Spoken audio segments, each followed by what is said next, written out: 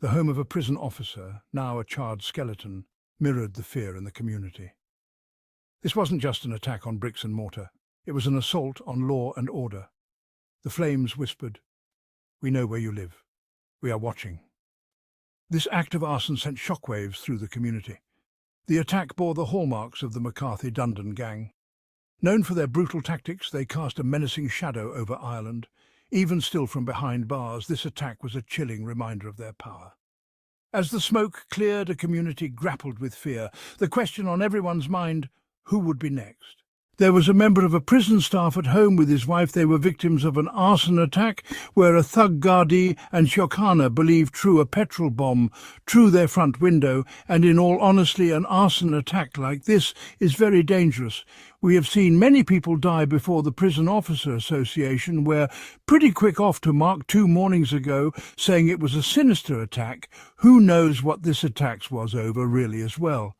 No. There are some pry-on screws who seem to get an enjoyment messing around with inmates' heads. Then we know most half of the drugs getting brought into UK and Irish prisons are from screws. Still, I believe this attack is way out of order, and nobody doing an honest day's living should have to go through this. We also know regarding this attacks that the guards have been particularly looking at the Mccarthy Dundon gangs for this arson attacks. Even though in months the Keenahan hitmen serving life have also been making such treats. Could it be just a case of the Mccarthy Dundons supplying the lunatics to do the job, or were their problems with this officer personal? The Dundon have proven themselves to be very clever and manipulative, operating within the prison system. I remember a story about a prison staff who had been working in Wheatfield prison and was followed home a good hour by members of the Mccarthy Dundons family. At that time a 4x4 pulled up beside him, the passenger, and the 2 back windows came down, and all guns were pointed at him, really a clear message to do your work. Drugs go for about 5 times the worth they are on the street in prison, even phones, so the Dundons and Mccarthy would need making a lot of money in these last 15 years, and so on. As long as they can supply, they have the name, the gangs, the backup, and the men on the outside will to do their dirty work. John Dundon has been using some of his time well studying psychology, and was on the road to be moved to the Grove in Castle Rear, but the guards just felt like something wasn't right. It's just pure intimidation and menace that the man brings. A statement from the Minister of Justice, who described the attack as a reckless and unacceptable attack of violence that could have had very bad consequences. Nobody's home should ever be targeted in this or any other way. Just goes to show you that these people can't bear to be told no. The Dundons in particular were a phenomenon on the way they arrived in Limerick at such young age and dominated, even so bad that they tried to get RPG hand grenades to blow up other cells who they thought would testify against them. They have also been known to stick snooker cue. Brutal retribution. The gang's message was clear: defy us and pay the price. Their reign of terror extended beyond the streets and into the very heart of the justice system.